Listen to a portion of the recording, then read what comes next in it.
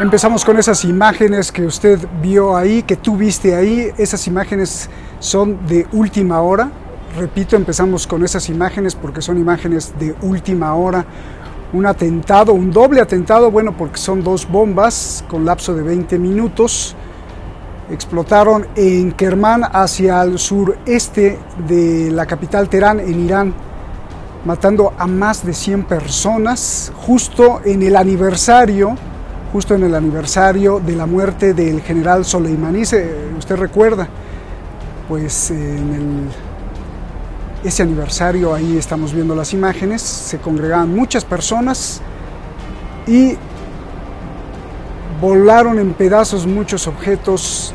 Las autoridades iraníes aún no saben qué es, están esclareciendo, investigando, pero dicen que son ataques terroristas de lesa humanidad, y esto en medio del encono entre la guerra Israel-Hamás, en donde están involucrados pues muchas partes. Estados Unidos, Irán en el apoyo a los hutíes atacando barcos, el Reino Unido hablándole al ministro de Exteriores de Irán. Y bueno, esto es para un tema de otro programa que se lo prometemos y ya lo estamos preparando.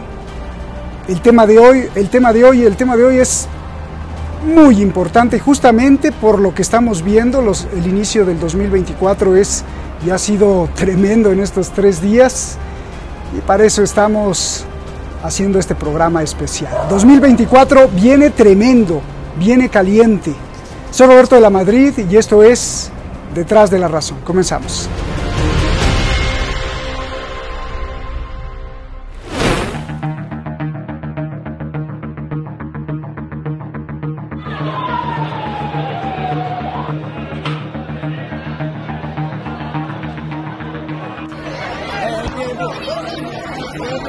شنیده شدن صدای انفجار و نزدیکی گلزار شهدای کرمان در مسیر منتهی به مزار حاج قاسم. نیروهای امنیتی مردم دعوت به آرامش می‌کنند. بزنید کارشون انجام بدن. حداقل دوستانی که مسئولان بتونن سریع‌تر درمان میشن. خدا خیرتون بده.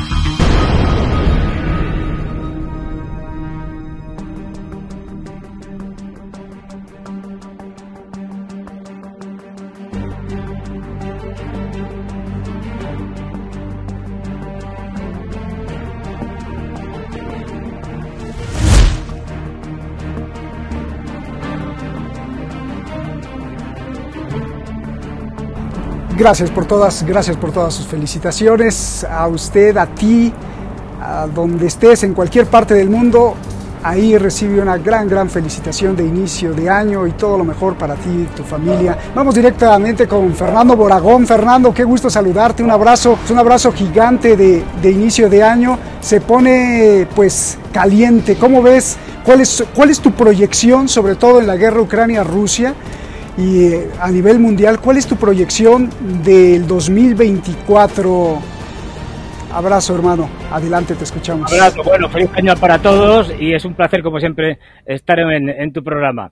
Pues así, entrando a lo bestia, o sea, sin reparos. A ver, yo siento ser el aguafiestas habitual, pero en mi opinión, el 2024 va a ser un año mucho peor, muchísimo peor que 2023.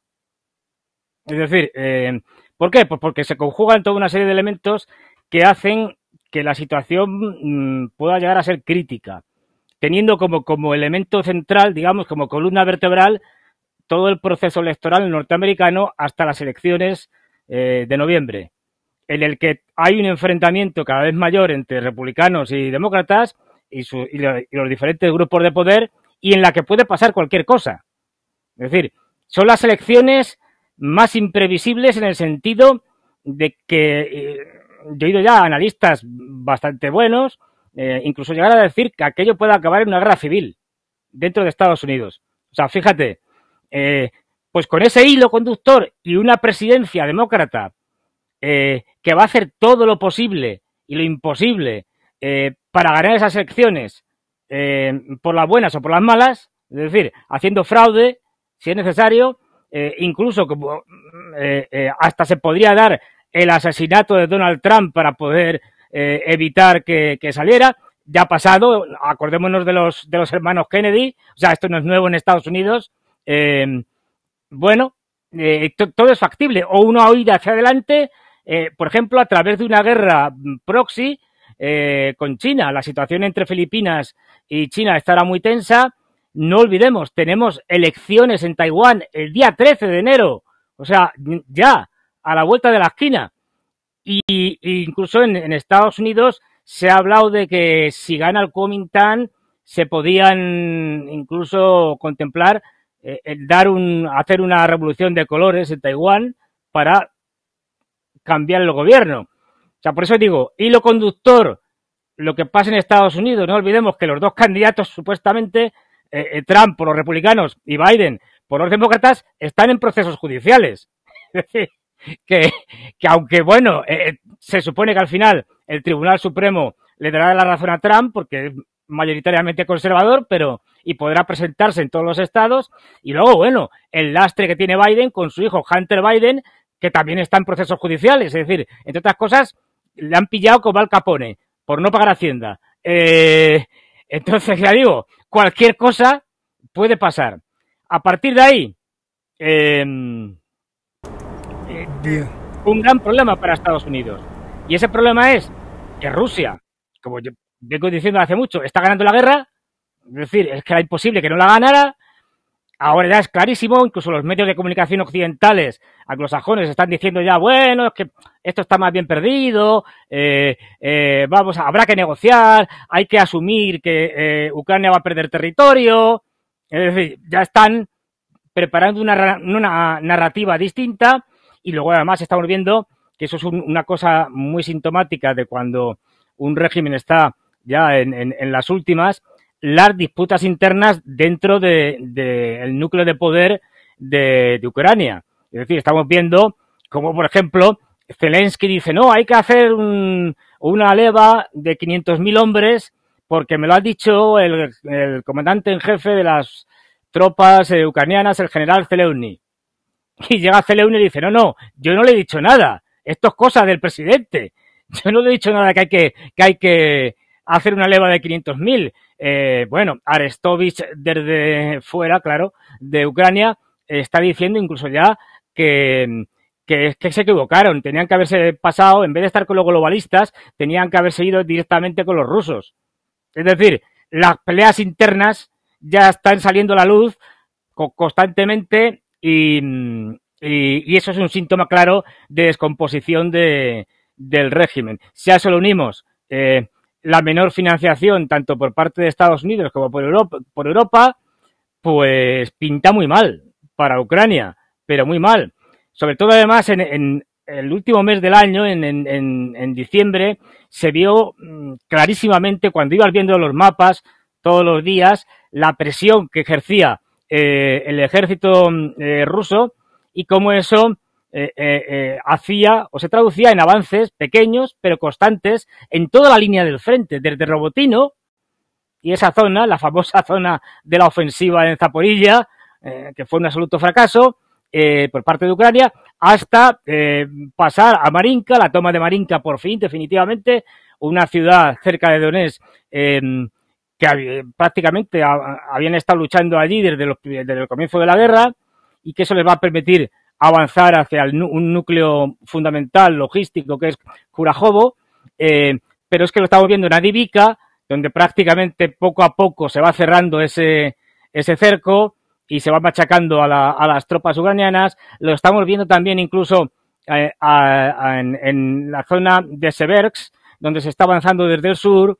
Lo estamos viendo ya más al norte, en la zona, por ejemplo, donde está el río Ozil, que también hay avances hacia Ternik, un pueblo que está al lado del río. Es decir, toda la línea del frente, en este momento, hay avances rusos y retiradas ucranianas, con el problema de que ya no tienen reservas. Es decir, por eso el reclutamiento de los 500.000 hombres, porque al que no te reservas, esto quiere decir que si en algún punto tienes problemas, tienes que sacar de otra parte del frente las tropas y llevarlas a ese punto, con lo cual dejas desguarnecido esa parte del frente. Es lo que está pasando ahora, por ejemplo, con Avdiivka, es decir, Avdiivka, que está muy, muy, muy sometido al bombardeo, a los cañonazos del ejército ruso, pues han tenido que retirar tropas de Zaporilla para reforzar Avdiivka. Es decir, ya no tienes capacidad de tirar de reservas que están en la retaguardia. No, hay lo que hay y ya está todo en el tablero, digamos. Con lo cual, mi predicción predicción o mi escenario más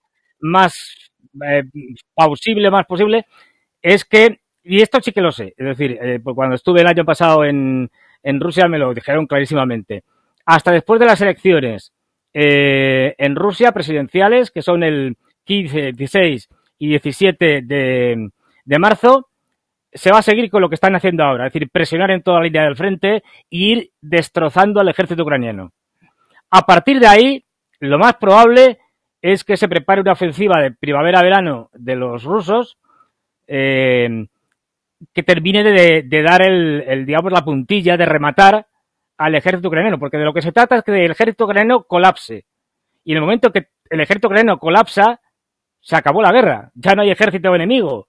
Y a partir de ahí, los rusos, cada vez se ve más claro, y lo ha dicho Putin varias veces, van a imponer unas condiciones durísimas, prácticamente una rendición incondicional, con territorios como desde Odessa hasta Kharkov y seguramente más allá, hasta Sumy, Chernigov, todo eso va a pasar a manos rusas. Para empezar, se va a desmilitarizar completamente lo que quede de Ucrania, es decir, no va a tener ejército.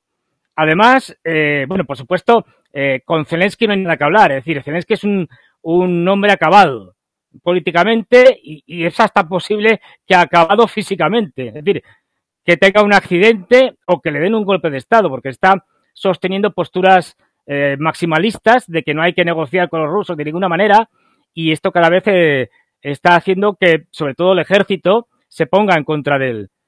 General Zalauny, el otro día, hace unos días, el exgeneral Krivonos, subjefe de las fuerzas de operaciones especiales ucranianas, diciendo que estaba harto de que Zelensky y compañía les mintieran.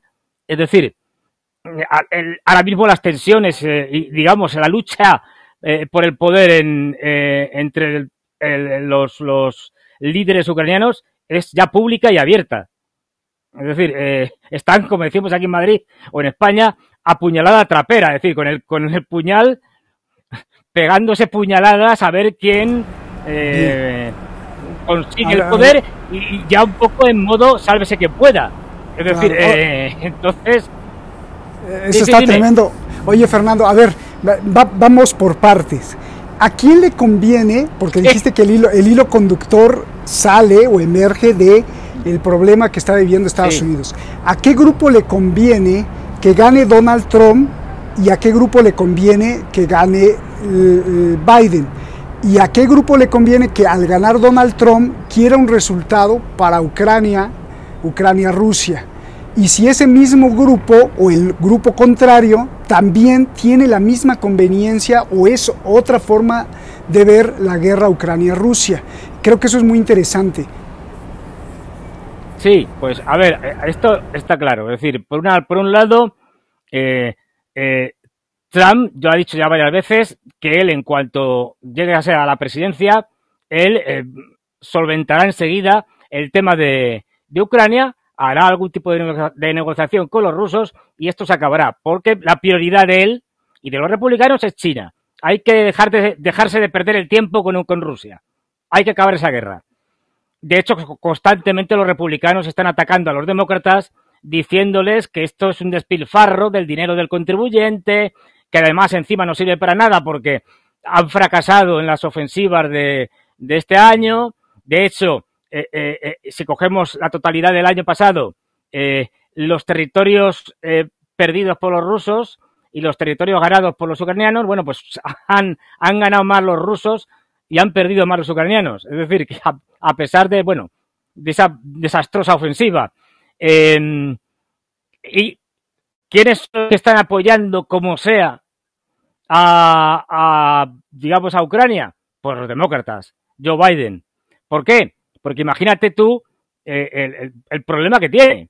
Es decir, una Ucrania que aparezca derrotada en verano, por ejemplo, puede ser directamente la pérdida de las elecciones para Biden. Si ya nos acordamos de Afganistán, aquellas imágenes tremendas de la huida de Estados Unidos del aeropuerto de Kabul, aquello patético.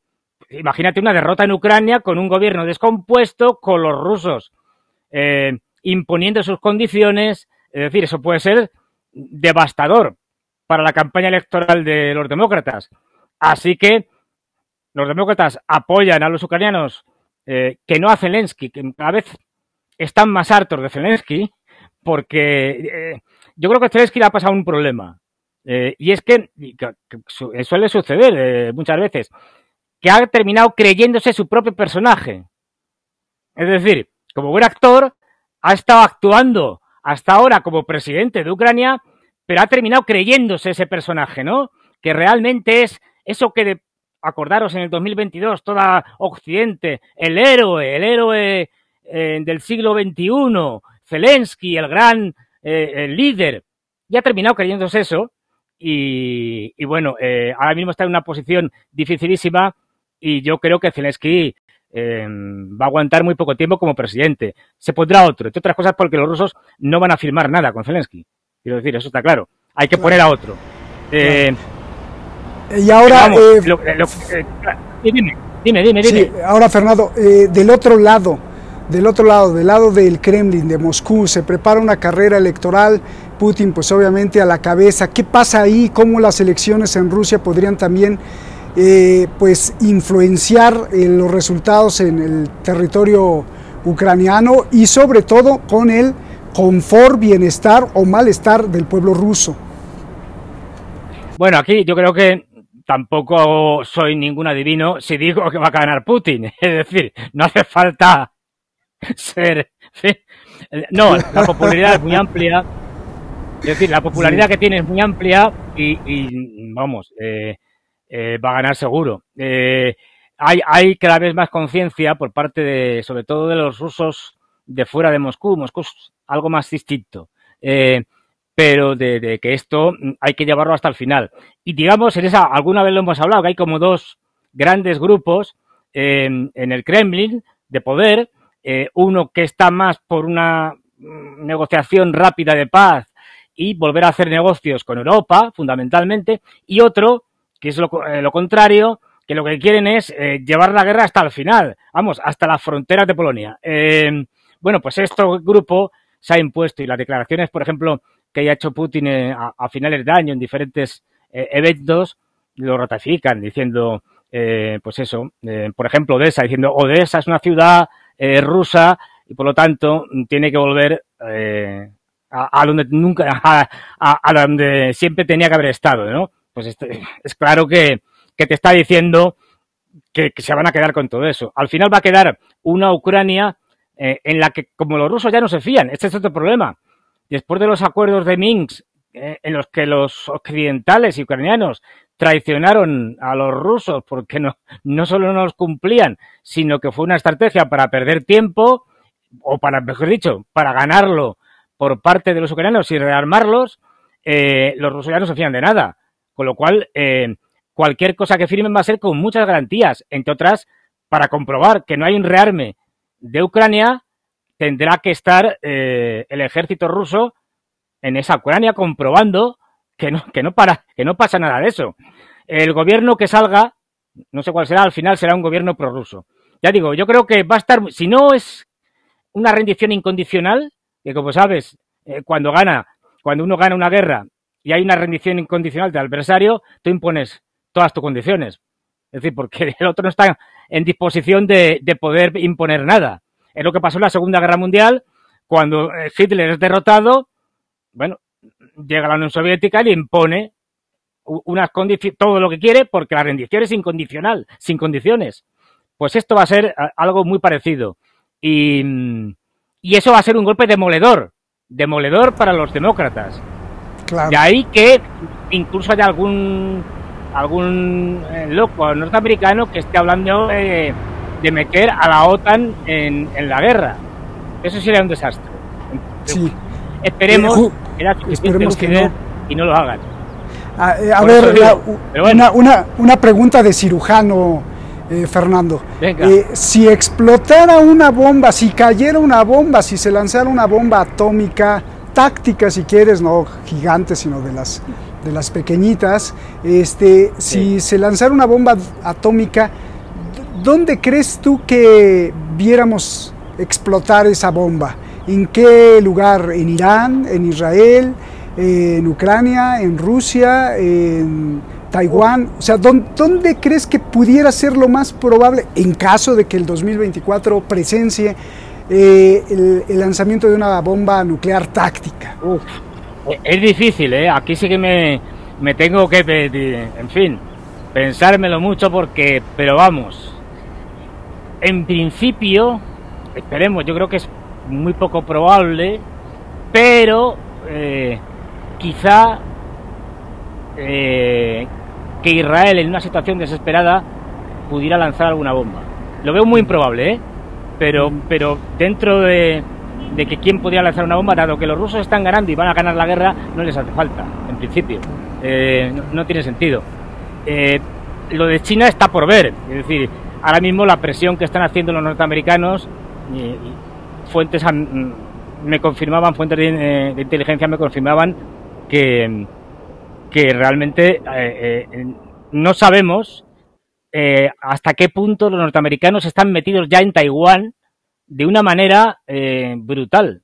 Pero decir, salió en su momento, que eso sí lo sabemos, que había militares norteamericanos en Taiwán, pocos.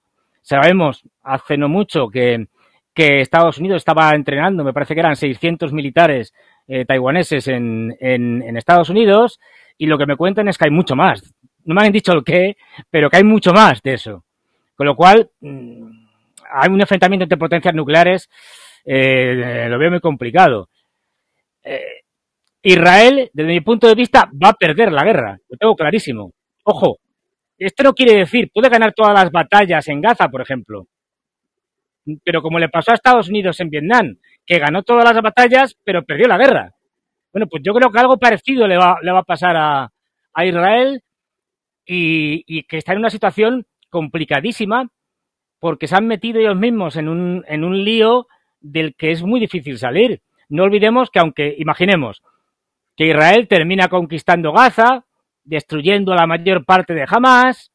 Bueno, pero ¿qué hacemos con los 2.200.000 gazitíes? Es decir, no, es que nos los llevamos a Egipto, pero Egipto ya ha dicho que no, y tiene buenas razones para decirlo. ¿Por qué? Porque Hamas son los hermanos musulmanes. Y no olvidemos al Sisi, el presidente de Egipto, llegó al poder dando un golpe de Estado al presidente de los hermanos musulmanes. Es decir, y los hermanos musulmanes ahora mismo en Egipto están prohibidos. Es decir, lo que no va a hacer es meter más hermanos musulmanes en el Sinaí. No tiene ningún sentido. Es decir, por eso dice que ni hablar. ¿Qué van a hacer con ellos? Es decir, había ya ideas rocambolescas de incluso llevarlos al desierto del Negev. Bueno, esto no tiene el más mínimo sentido. Eso no tiene solución. Es decir, bueno, a ver, Milei, el loco Milei, dijo una, pero esto es, vamos, propio del personaje. Dijo que bueno, que él, si hacía falta al Estado de Israel, no a los palestinos, al Estado de Israel, le ofrecía la Patagonia para que se instalaran allí y montaran un Estado. Pero bueno, teniendo en cuenta el personaje, pues, en fin, cualquier disparate es posible, ¿no? Pero bueno,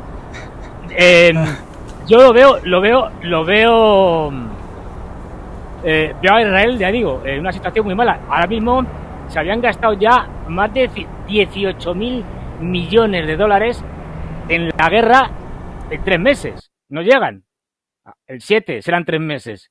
Es decir, el coste económico para Israel es brutal, pero brutal. A pesar de que los norteamericanos estén poniendo dinero, le estén mandando armamento, pero al final eso le va a pasar un castigo y un precio a Israel tremendo.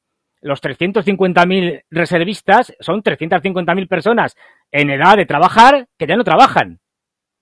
Y por lo tanto, eso crea un problema en muchas fábricas donde estaban, en oficinas, donde fuera, tremendo. Porque te digo, gente joven. Y luego hay otra cosa. Los palestinos, por desgracia, están acostumbrados a sufrir y a sufrir mucho. Y a poner muchos muertos sobre la mesa. Y es un poco lo que pasó en Vietnam. Los norteamericanos estuvieron dispuestos a poner 60.000 muertos. Y ya dijeron, hasta aquí hemos llegado. El Vietcong y Vietnam del Norte más de 3 millones. Es una de las razones, no la única, por la que ganaron. ¿Cuántos muertos está dispuestos a poner Israel sobre la mesa? Yo no veo a Israel poniendo 100.000 muertos, porque la gente ya cada vez está protestando más. Ya ha habido demandas a Netanyahu por parte de los familiares de los rehenes diciendo, ojo, es que ustedes no nos están contando la verdad. Se sabe cada vez más, por ejemplo, que en la famosa fiesta aquella que había, concierto hubo helicópteros israelíes que dispararon contra los propios israelíes. Hay una directiva, no sé si se ha aplicado aquí o no, que tienen los israelíes, que se conoce como la directiva Aníbal, que se aplica a los soldados, pero a lo mejor la han aplicado también a los civiles, que es que si ven que un soldado es capturado por el enemigo, Hamas en este caso, están autorizados a matar al soldado, para que no se lo lleven. Esto, en fin. Tremendo. Oye, lo que estamos viendo, o sea, hay cosas que se saben, pero hasta que no lo profundizas, hasta que no lo ves en directo, digamos, no te das cuenta de la importancia, de la profundidad del tema. Es que el Estado sionista actual, gobernado por el grupo de Netanyahu, con personajes absolutamente enloquecidos, es un peligro. O sea, son verdaderamente lo más parecido que existe ahora al nazismo. Es decir, racistas, supremacistas, dispuestos a hacer un genocidio sin problemas. Hay imágenes tremendas, ya no solo de muerte, bueno, lo de los niños es tremendo, más de 8.000 me parece que son ya los que llevan, y como 22.000 muertos que se sepa, es decir, porque luego habrá que escarbar entre las ruinas. El 78% de los edificios de Gaza han sido de alguna u otra manera afectados por los bombardeos. Es una cosa brutal, salvaje, es decir, sin precedentes en este siglo. Y bueno, y además estamos viendo cómo Irán está gestionando muy bien la situación por el momento.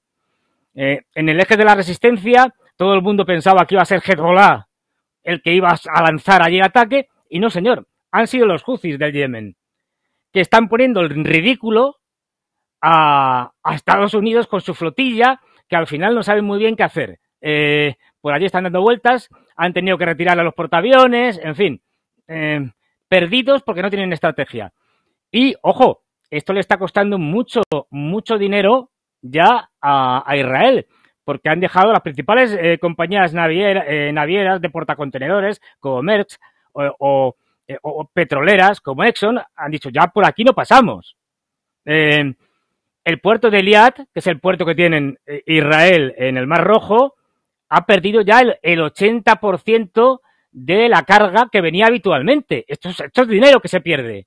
Es decir, ojo, porque puede llegar un momento en el que el Estado israelí, por presiones internas de parte de la población, por bajas que pueda tener el ejército israelí, ya han dicho los generales y el ministro de Defensa y tal, que bueno, que esto va a durar meses.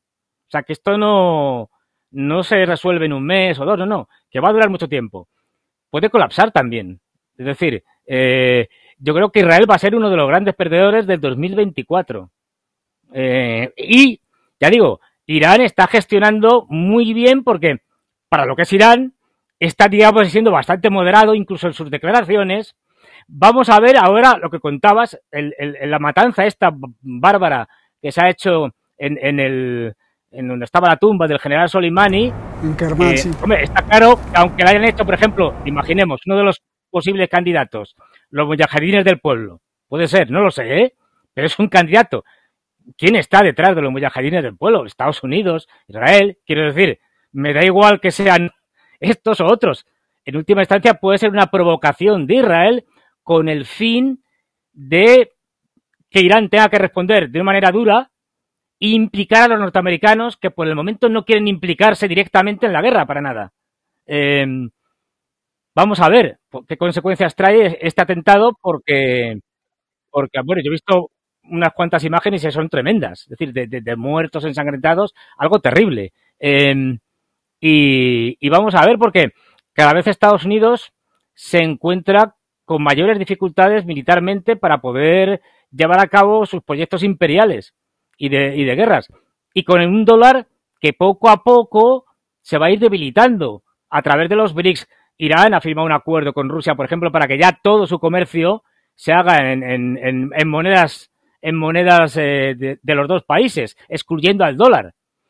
China y Rusia, por ejemplo, han llegado ya a un 90 y tantos % de su comercio bilateral que se hace en yuanes y rublos.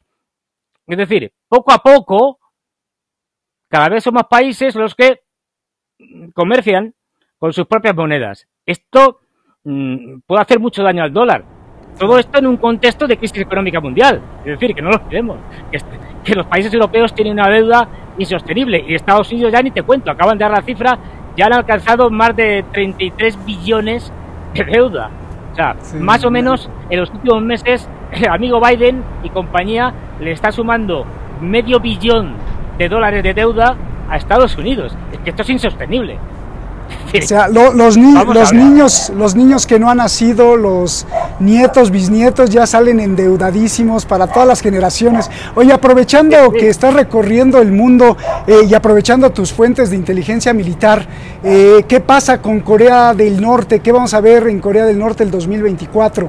¿Más amenazas o alguna vez sí se dará un tiro certero o solo serán amenazas también en el 2024? ¿Qué con Corea del Norte? Yo creo que Corea del Norte, a ver, estamos acostumbrados desde hace muchísimos años a que Corea del Norte cada cierto tiempo hace amenazas, declaraciones así muy potentes, muy fuertes, pero bueno, de ahí no pasa. Es decir, bueno, tira de vez en cuando algún misil y tal, que lo tira directamente a una zona marítima y tal, que no... Y bueno, y poco más. Corea del Norte no tiene ningún interés en montar una guerra contra Corea del Sur, ni nada por el estilo. Ahora bien, al contrario, está por ver. Me explico. No olvidemos que Estados Unidos cada vez tiene más urgencia, porque lo sabe, de que China se le está escapando. Es decir, que es que o hacen una guerra en los próximos 2, 3, 4 años, no más, o es que ya no van a poder coger a China ni siquiera militarmente. Y esto hace que tengan una urgencia tremenda. De ahí que el foco de una posible guerra con China cada vez sea mayor. Aunque la hagan inicialmente con proxies. La tensión, por ejemplo, como decía al principio, entre Filipinas y China está creciendo por el mar del sur de la China, por las reivindicaciones de unos y otros, pero es que Japón acaba de batir el récord de presupuestos militares anuales. Es decir, Japón ahora mismo tiene los presupuestos anuales militares mayores de toda su historia desde después de la Segunda Guerra Mundial. Es decir, claramente Estados Unidos está preparando a la región para una guerra. De hecho, no me acuerdo del nombre, hay una isla pequeña que está al norte de Guam, de la isla de Guam, que es una de las principales bases norteamericanas, y que fue desde allí, queda lo que era unas antiguas pistas de aterrizaje y hangares, etcétera. De allí salieron los famosos B-29 que bombardearon Japón en Hiroshima y Nagasaki con las bombas nucleares. Bueno, esto desde después de la Guerra Mundial, de la Segunda Guerra Mundial, estaba abandonado y ahora los norteamericanos están recuperándola, están rehaciendo esas instalaciones en preparación de un posible conflicto. Es decir, que están preparándose claramente para llevar a China a un conflicto y provocándola en todo lo que pueden. Entonces, bueno, vamos a ver. Una de las cosas por las que por las que Xi Jinping fue a San Francisco para hablar con Biden, fue porque, a diferencia de Rusia y Estados Unidos, digamos que tienen canales para poder conectarse y hablar, en caso además, por ejemplo, de un incidente que no se les escape de las manos, etcétera, un teléfono rojo, digamos, para que nos entendamos, China y Estados Unidos no lo tenían. Y una de las cosas que estaban buscando era tener esas posibilidades de comunicarse en caso de que se eleven las tensiones o que haya cualquier incidente para evitar que aquello escale y acabe en una guerra nuclear. Es decir, eso fue una de las razones principales por las que fue Xi Jinping a hablar con Biden y decir, oye, necesitamos conectarnos para evitar un desastre. Pero yo tengo mucho miedo a lo que puedan hacer los norteamericanos este año. Este año, desde mi punto de vista, va a ser más peligroso desde que se inventaron las armas nucleares.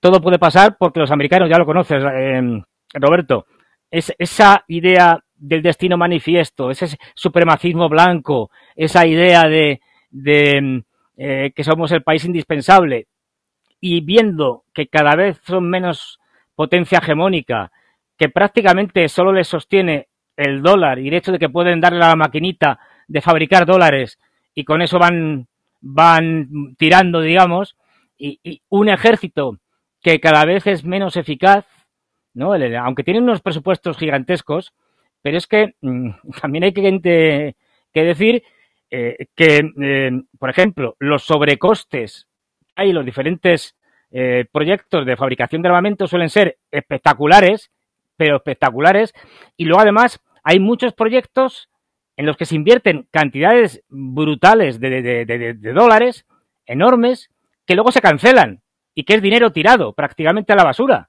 Con lo cual el complejo militar industrial norteamericano ahora mismo es muy ineficaz, muy ineficiente. Vamos a ver, pero todo puede pasar, es decir, y bueno, hay locos que en Estados Unidos cuando digo locos, senadores, políticos, etcétera, estarían por abrir un tercer frente, es decir, aparte de tener el ruso, el de Oriente Medio, abrir el de China también. Bueno, claro, con esta gente cualquier cosa es posible. Claro. Pero yo veo más que Corea del Sur, obligada por Estados Unidos, se enfrascara en una guerra con Corea del Norte y al revés. Exacto. Oye, pues ya para finalizar y no quitarte más tiempo de tu agenda, que te agradecemos mucho abrir este espacio, ¿Cuál sería la estrategia de la OTAN y de los países que están un poco dependiendo de las decisiones de Washington, aunque vi a Suecia o Finlandia ahí, pues no muy a gusto con Rusia, y la guerra en el Ártico? Creo que ese es otro foco bien caliente en el Polo Norte. Ya para finalizar, ¿cómo ves ese frente? En el caso de la guerra, por empezar por último, en la guerra en el Ártico, es verdad que los norteamericanos ahora quieren presionar en esa línea, pero es que llegan muy tarde. Se durmieron en los laureles, y es que claro, la mayor flota, por ejemplo, de rompehielos del mundo, la tiene Rusia con diferencia, incluidos varios rompehielos de última generación nucleares. Es que Estados Unidos tiene 2 rompehielos en Alaska. Se han dormido en los laureles y no tienen capacidad para poder ahora mismo lanzarse a una confrontación con Rusia en el Ártico, que la perderían. O sea, es que no tienen capacidades. Luego, es verdad que ahora vienen las prisas, como siempre, y han dicho, oye, que no tenemos capacidades, venga, hay que ponernos a hacer cosas. Pero eso llevará tiempo, mucho tiempo. Y luego, Europa es un absoluto desastre, o sea, peor imposible. Alemania en caída libre, todo el año pasado prácticamente en recesión, en un proceso de desindustrialización tremendo, con un montón de compañías que se están yendo alemanas a otros sitios, fundamentalmente a Estados Unidos, con una Unión Europea más belicista que los propios norteamericanos, queriendo continuar la guerra en Ucrania hasta el final. Eso es demencial, pero con cada vez más países dentro de la Unión Europea y de la OTAN que están diciendo, bueno, hasta aquí hemos llegado. Conocemos todos el caso de Hungría con Viktor Orbán, que lleva mucho tiempo diciendo que esto es un disparate y que no se puede, por ejemplo, meter a Ucrania o lo que quede de Ucrania en la Unión Europea, porque eso sería un desastre económico para la Unión Europea. No olvidemos una cosa, que es que si Ucrania o lo que quede de Ucrania entrara en la Unión Europea, pasaría a ser el único gran receptor de fondos de la Unión Europea, porque y todos los países que ahora reciben fondos de Europa Oriental tendrían que pasar de recibir fondos a dar dinero. Claro, entonces dicen, hasta los polacos dicen, no, esto ni hablar. Es decir, lo que nos faltaba. Tenemos al presidente de Fico en Eslovaquia que está diciendo lo mismo. Es decir, cada vez hay más países que públicamente o en privado están diciendo que hay que acabar con esto porque esto hunde Europa, pero en los abismos más absolutos. Problema, que tenemos una dirigencia política en casi todos los países, sobre todo en la Europa Occidental y en la Unión Europea, que están al servicio de los intereses norteamericanos. Y por lo tanto, no les importa destrozar Europa, hundirla en la miseria, llevarnos a una segunda edad media con tal de servir a esos intereses. Y ahí tenemos a Macron, ahí tenemos, por supuesto, al señor Borrell y a la señora von der Leyen, que quiere abrir un frente de sanciones contra China, que es una cosa absolutamente enloquecida.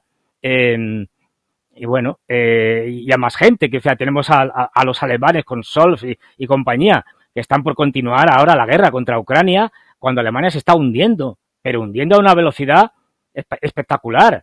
Y bueno, pues claro, con esta gente, ¿qué se puede esperar? Nada bueno, nada bueno. O sea, yo veo un 2024 muy difícil, donde va a haber más guerras, se abrirán frentes que ahora mismo ni sospechamos.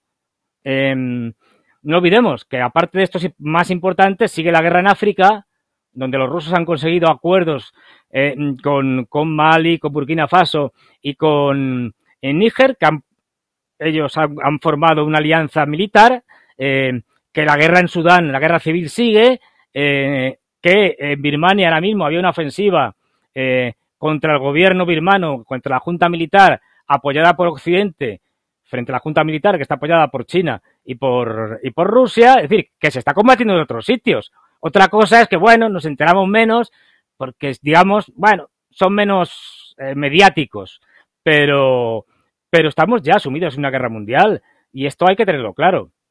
Así es, Fernando, pues te agradecemos mucho este recorrido geográfico de estrategia militar y de análisis profundo. Y bueno, nos dejas con los ojos abiertos a la expectativa. Yo te pediría unos 20 segundos de un mensaje pues, para todos nuestros televidentes, para todos nuestros seguidores, un mensaje de 2024, un poco, no sé, tú dijiste el aguafiestas, pero a lo mejor puede haber algo de esperanza o de pues una recomendación para los pueblos del mundo, Fernando. Hombre, yo sé que es muy difícil, pero en la medida de lo posible que la gente se movilice, es decir, y cuando tenga gobiernos que están belicistas, bueno, pues que levante la voz, ¿no? Poniendo por las urnas o por manifestaciones o por la vía que sea, pero nos estamos jugando el futuro de la humanidad, Claro. Que no es poco. Claro. Y que no se crean y que no se coman lo que les venden los medios pues tradicionales, ¿no? Porque mucha gente se lo come y no le importa y prefiere gastarse el dinero en el shopping, ir de compras y decir a mí no me metan en esas cuestiones políticas cuando todos estamos metidos y es nuestra responsabilidad, como dices, Fernando. Efectivamente, es decir, es que al final da igual que uno diga, no, si yo no tomo partido, no, pues es que da igual, es que te van a obligar a tomar partido, es decir, no puedes ser neutral, porque en una guerra mundial no existe la neutralidad. Aunque se pueda hablar de la Suiza neutral en la Segunda Guerra Mundial, pero no lo era realmente. Quiero decir, te obligan a tomar partido, y está claro, es decir, que el belicismo norteamericano, el imperio en decadencia, nos lleva a un desastre descomunal, incluso a una posible guerra nuclear. Es decir, cuidado con esta gente, porque son unos talibanes, digamos, occidentales, en el sentido de radicales, que no olvidemos, es decir, el lobby judío en Estados Unidos está sobre todo apoyado por cerca de unos 20 millones de norteamericanos no judíos que son evangélicos sionistas y que por lo tanto apoyan a Israel. Es decir, ojo, esta gente es la peligrosa. Esta gente, y bueno, el gobierno de Biden ya sabemos a dónde nos lleva, al desastre más absoluto.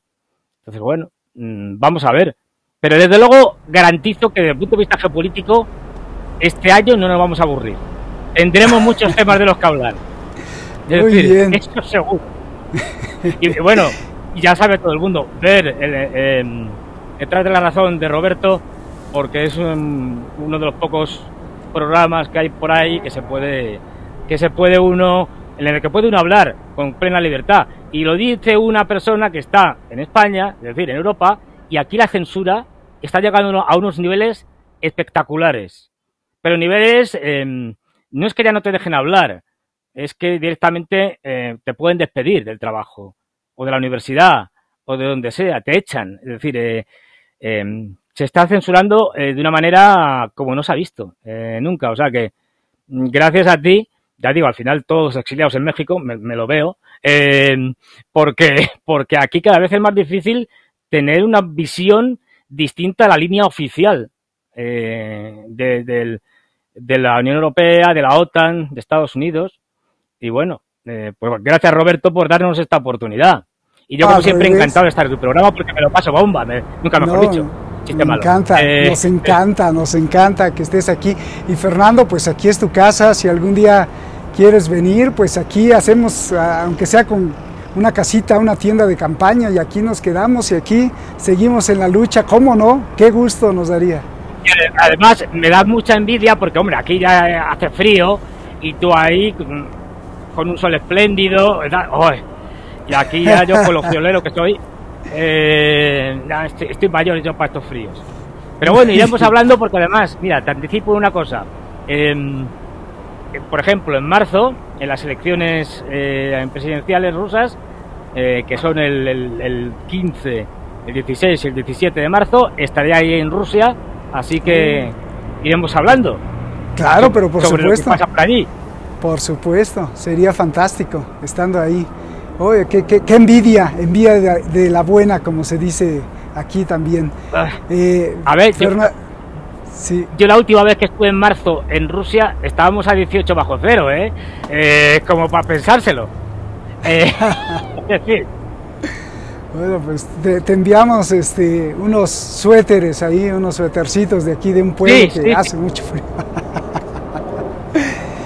Qué bien, Fernando, claro. Pues un placer como siempre, nos las pasamos muy bien y además aprendemos mucho. Te mandamos pues un abrazo largo, fuerte, grande, de feliz año nuevo, de año nuevo, y con todos los mejores deseos como siempre para y para los que vengan, que tengas mucha salud, mucho amor, mucho bienestar, que es muy importante, y que nos sigas alumbrando, que nos sigas iluminando con muchos datos, con muchos análisis como los que haces, y con el profundo agradecimiento, lo sabes, hermano Fernando, pues muchas gracias. Nos estamos viendo. Gracias a ti, es un placer estar con vosotros. Gracias Fernando, y a ti que nos ves en cualquier parte del mundo, un abrazo. Pues gracias, un inicio espectacular de año y todo lo mejor para siempre, para ti y tu familia. Nos vemos hasta la próxima y buenas noches en cualquier parte del mundo, buenas tardes, buenos días, nos vemos.